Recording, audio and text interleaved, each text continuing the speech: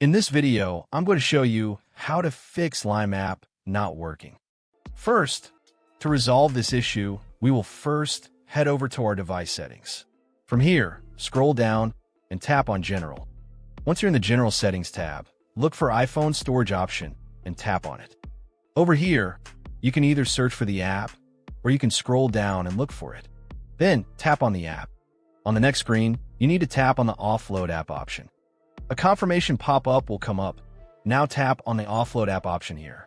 It'll take a bit for processing, and then a reinstall button will show up. Simply tap on it to reinstall the app. This should resolve the issue, but if it doesn't, then you need to check if the app is running an older version. Head over to App Store. From here, double tap on this search icon in the bottom right corner, and then search for the app. Once the app comes up in the search result, and if you see this update button right next to the app, simply tap on it to make sure you're running the latest version of the app. However, if you continue to encounter this issue, then you will need to completely reinstall the app, which usually resolves the problem.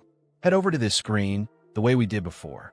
And over here, tap on the Delete App option here to uninstall the app from your device.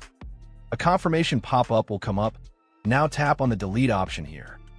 Once uninstalled, open up App Store and search for the app in the search bar. After the app comes up in the search result, simply click on this cloud icon to install it back onto your device. Hopefully, this resolves the issue. If it does, consider sending a super thanks to support our channel. And also don't forget to hit the subscribe button. We'll see you in the next video.